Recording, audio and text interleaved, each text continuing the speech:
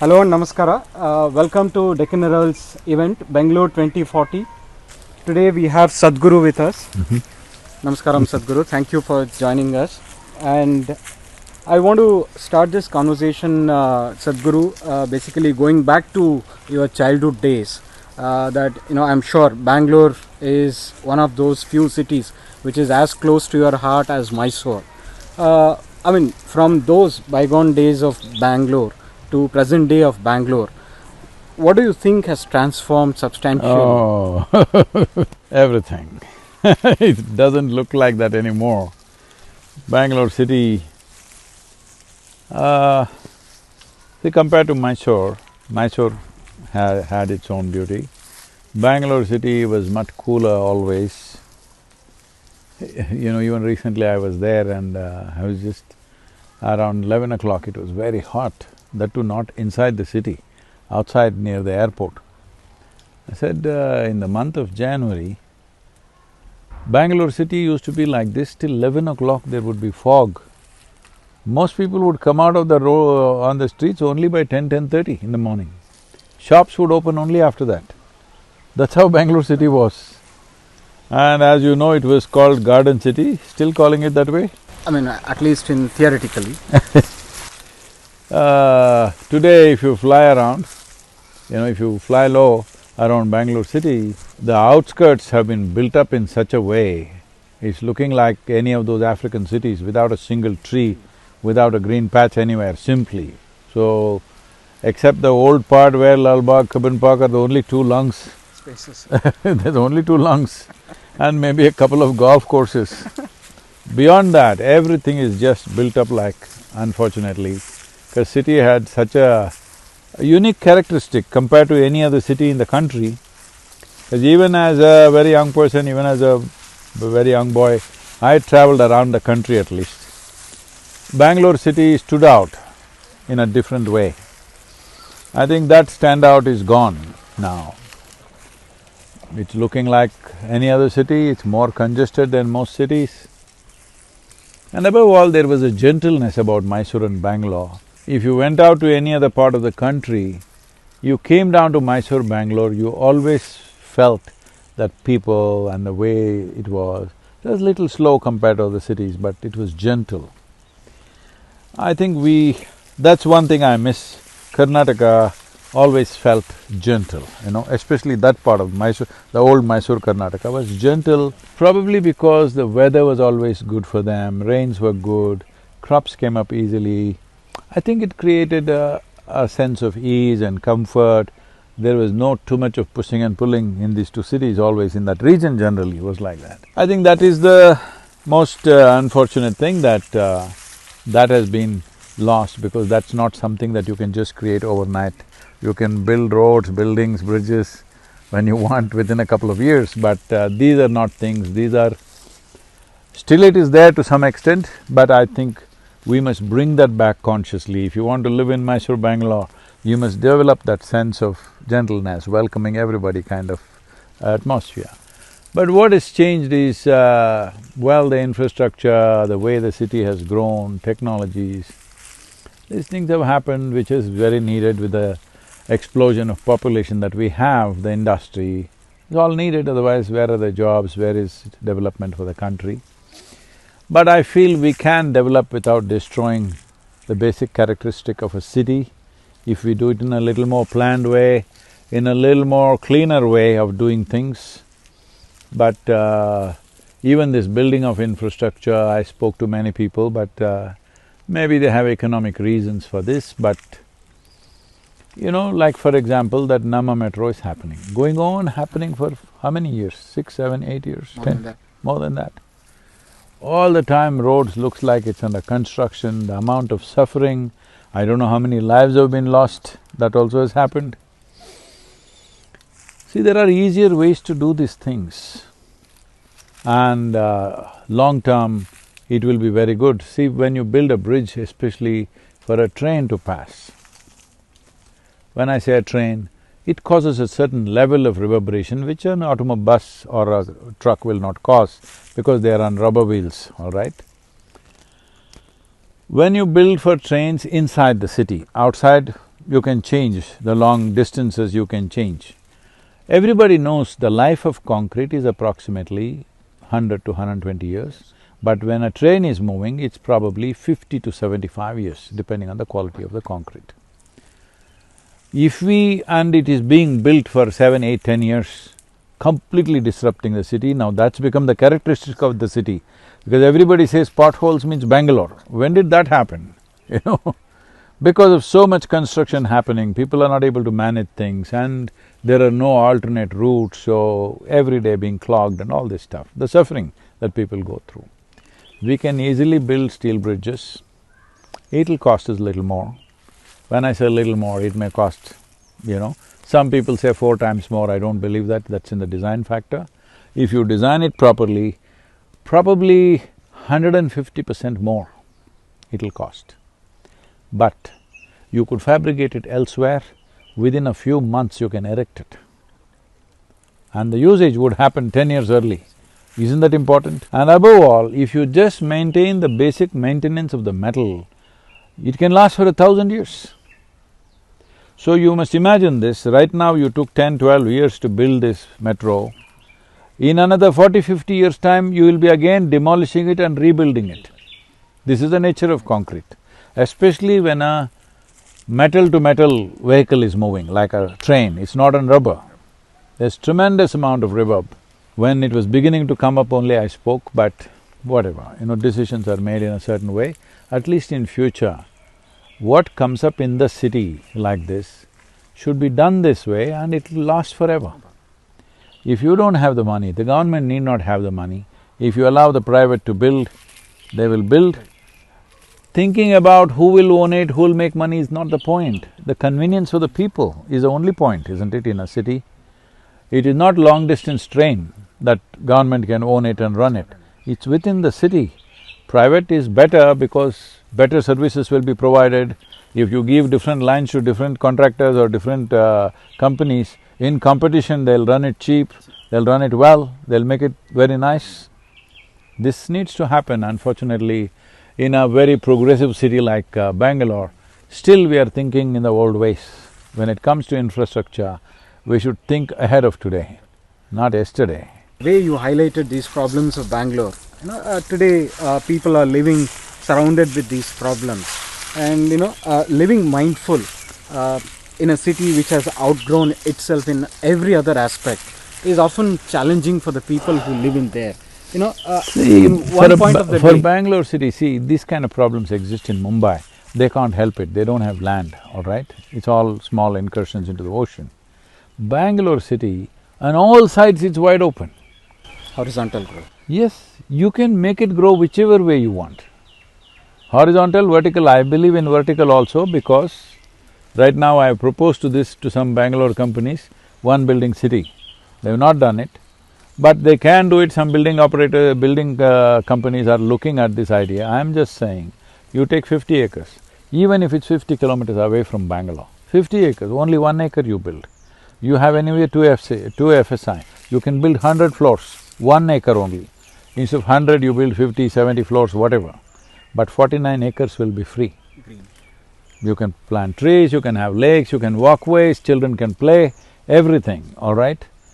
In this building, you have residentials in the topmost this thing, you can have offices, you can have shopping, little bit of shopping, school up to fifth standard or whatever, everything out there.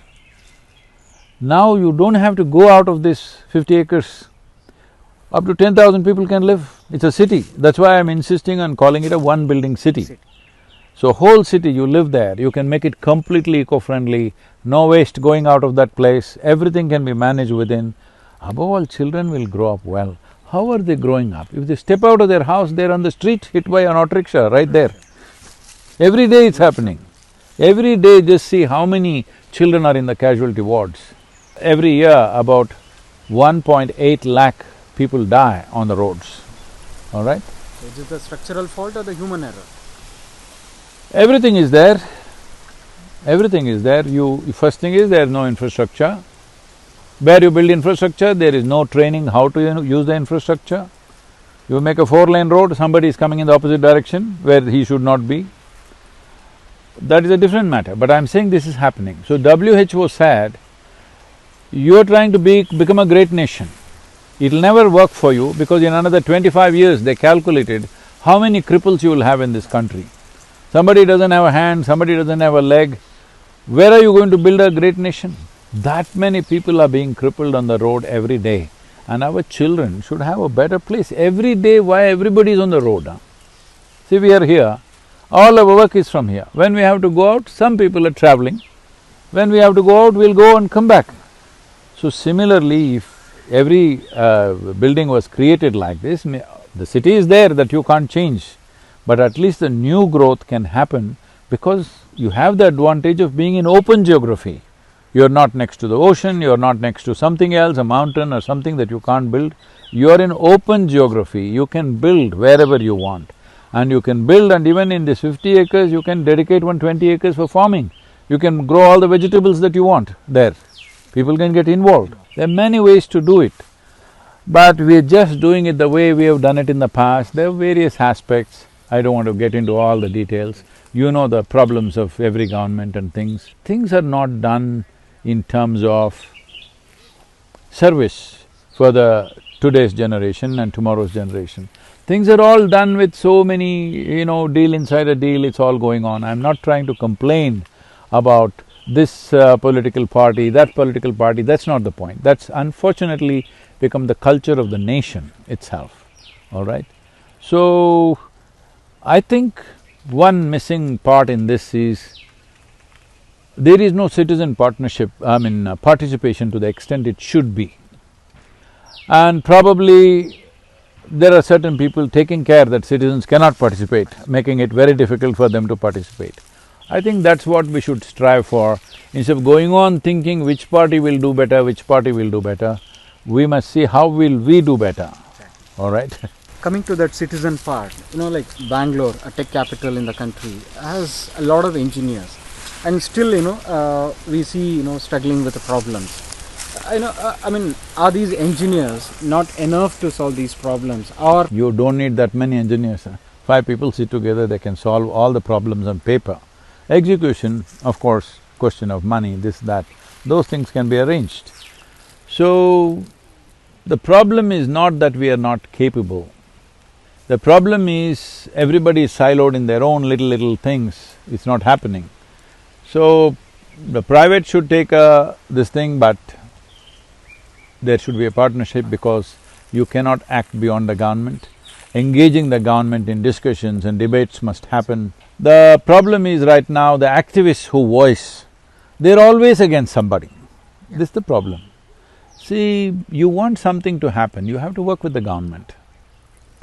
If you don't want to work with the government, you just elected them yesterday, today you say you resign. What sense does it make? You want to go into an election again tomorrow morning? What if the government doesn't listen to the people? They don't, they will not. Because if you want them to listen, you must speak something sensible, right? See, just today election happened, they come to government. Within 3 days you start saying they must resign, they must resign. Do you know the cost of an election? You must understand first of all, a democratic process means you elect and forget is not the way it is. You need to participate, you must make it work. You must make the government work. Well, right now it may look far-fetched, oh, that's not how it functions, there is this, there is that. But that's what democracy means, that you overcome these things and the administration happens according to people's will, within the parameters of the constitutional, the laws that are laid down, within that. But right now, those who speak are all full of fire all the time. Even when fire is not needed, they're setting fire to something. All the time protesting something, See, if you are the elected person, the first day you sit in your chair, I come and… Start protesting. Where will you talk to me next time? Why will you talk to me, I'm asking. After all, you're also a human being. So, this has to stop, this negative activism has to stop. Sensible people, well-meaning people should take it into their hands that when we say something, we must have a solution. So, it's very important that we understand government is not some God-given stuff. We elected them. If they're not working properly, we must strive to make them work properly. Well, you may think some people are so hopeless you can't do it. It's not like that. It is just that there has not been a constructive citizenry. Those who talk are full of abuse for everybody. Others, good people, are all mouth-sealed. This must change. Good people must speak good words. If something is happening good in the city, you must appreciate. Then next time you go there, they will listen to you. Whatever you do, you only have abuse, why will they listen to you? So I am not trying to shield the government, they have their issues. But as people, we must do what we must do, isn't it? There's no perfect administration anywhere. But the best that we can do in our time, we must do. So I think Bangalore has huge possibility because this is one city, unlike most other cities. Say Mumbai is restricted by its geography, Delhi is restricted by its multiple states, Chennai is okay, one side is open, it could develop well. Bangalore city has all the four sides open, all right? And it's on the international map. Others are not on the international map. And it is one city which has the highest English-speaking population in the country. These are all ingredients for tremendous things to happen. Lot is happening, but it's happening in spite of us. Okay. It must happen because of us. Okay. So on this canvas of, institutional problems, personal problems, where do you think spirituality would fit in and bring in a total transformation in urban life? See, spiritual process means there are many aspects to it, let me not go into more profound aspects. The simplest thing is, you are in charge of yourself, you are in control of yourself. Right now, these days when I come to Bangalore, I'm riding on a motorcycle all the way and coming. From here to Bangalore, I will get there in 4.5 hours, 5 hours. From Bangalore to Chikkabalapur, I'm taking nearly 2.5, 3 hours. I must do that in half an hour or 1 hour at the most. Why it's taking so much is, everybody is trying to go everywhere except… Nowhere. No, the problem is, when I'm driving, you are going this way, I'm going this way, I must also be concerned, you should also go home. No, I'm not.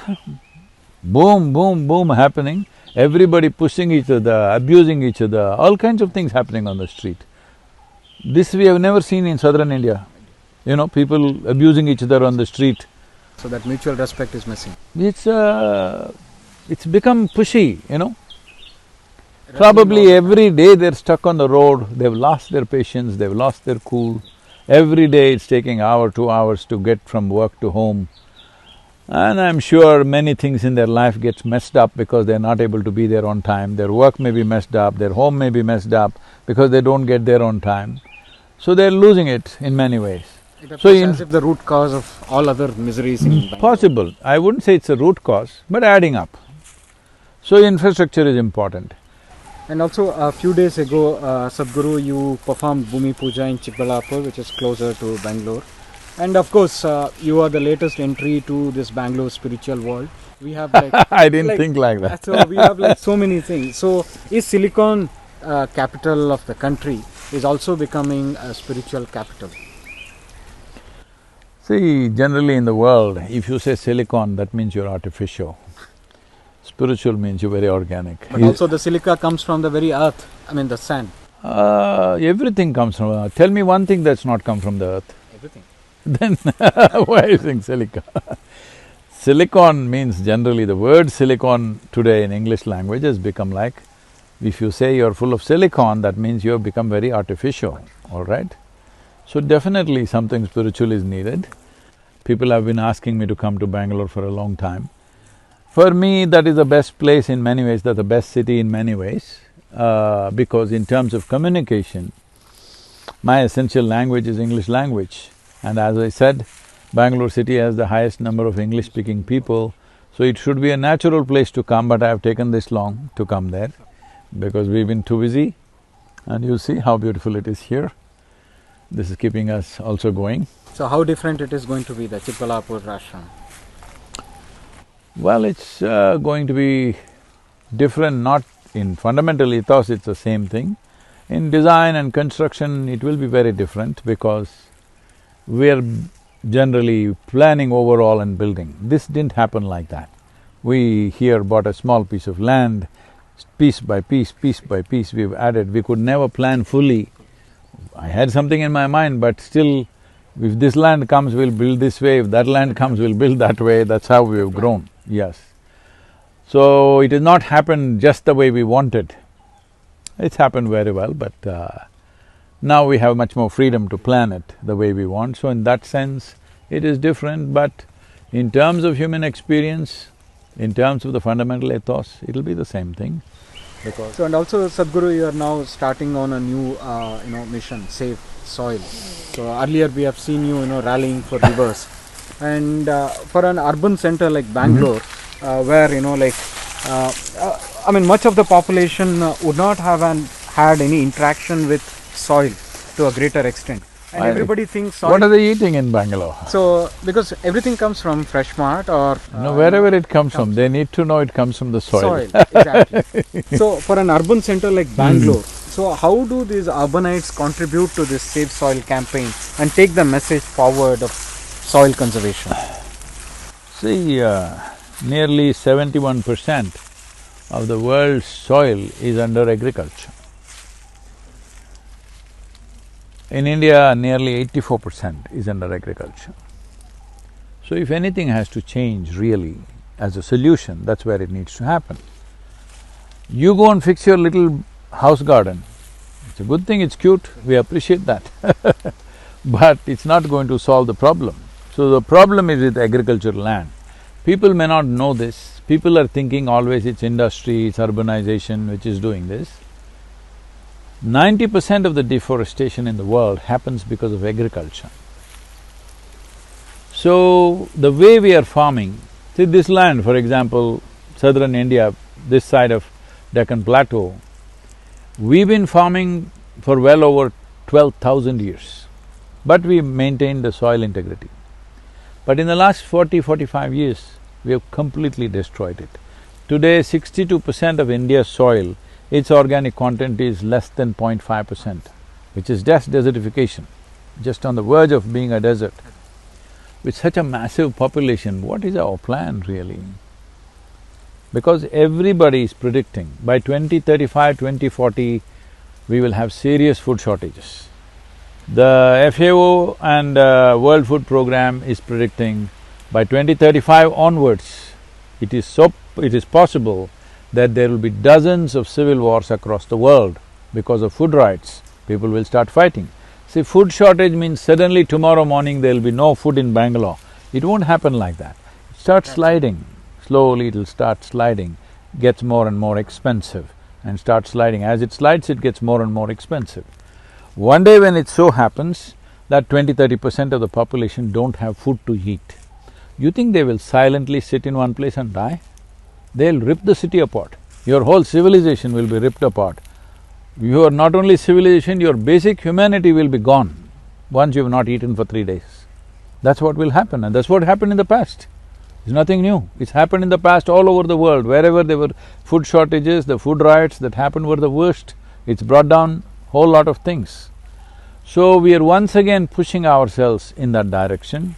This time it is not, it's not located, it's not limited to a specific geography, it is spread across the world. It's a global issue. They are calling this soil extinction, okay? You heard of dinosaurs, dodos going extinct. Soil extinction, nobody ever thought about this, but it's beginning to happen because there's no organic material. Because you just fly across India and see, there's not a single patch of green, everything is like a brown desert except Western Ghats and northeastern part of the country. Rest of the country looks like a brown desert. So how do you enrich the soil? See right here, all these leaves are falling. We've made sure nobody sweeps them off, always they're here. By the time rain comes, it becomes part of the soil and it'll nourish these trees again, once again. This is a whole cycle that's going on all the time. Because of this, beneath our feet, there are trillions of lives. A handful of soil has anywhere between 7 to 10 billion organisms. If that is not there, soil becomes dead. So it's a living soil. First 15 inches, 12 to 15 inches of soil is responsible almost for 87% of life on the planet, including us. So when this is the case, we have just ripped it apart. Today modern machines are ploughing up to 12 to 15 inches deep, 12 to 14 inches they're digging and leaving it open in the summer, just wanting to kill the organisms. 50 years ago, every farmer knew in summer he has to put a cover crop. Either groundnut or pulses or horse gram or something they will put. They know much yield will not come back. When the rain comes, they will put it back into the soil. So every year 1 or 2 inches of humus was going back. Today it's all gone. The word human itself comes from the word humus. No humus in the soil means all species will start dying, but human being will be the biggest casualty. So this has to be reversed. If it has to reverse, the most important thing that needs to happen is it has to come into the policy. If it has to come into the policy, those who live in democratic societies, they must understand there are two most powerful things in the hands of a citizen, vote and voice. We don't know whether you exercised your vote or not, at least give it voice. Today voice means you have to don't have to go out and shout on the street. You're all technology people. Why don't you use the technology? How can you address climate change without addressing soil? But this is what's been happening in the world because it is activist-driven. Everybody want to pin down the oil industry, automobile industry. I'm not saying that's not important. That is also important, that is also playing a significant role. But 70% of the world's land is ploughed and left open. That is the biggest one. You have not even recorded how much damage it's doing. At least 40% of climate change and heating is happening because of this. If one doesn't understand this, right now we are here under the shade of these wonderful trees. Let's go stand there in the sun for 1 hour, then walk under this tree, you will know what is climate change, isn't it? A place which is home to 3 rivers, today parching. Yeah, 3 rivers were flowing inside Bangalore city, not a river is left. There were over 115 or 18 lakes. Today maybe 8–10 are left. So, when you handle like this and then you wonder where is your problem coming from, that's not the way. Well, we can't reverse those things, there's no point being nostalgic about it. But definitely, Bangalore has a better opportunity to fix itself because there's no land geographical restrictions. Better infrastructure needs to happen for this to happen. And for the gentleness that I miss in Bangalore, Mysore these days, I think if the traffic problems go away, maybe they will look at each other with a smile on their face. Possibly. Thank you. Thank you, Thank you. Sadhguru. Namaskar.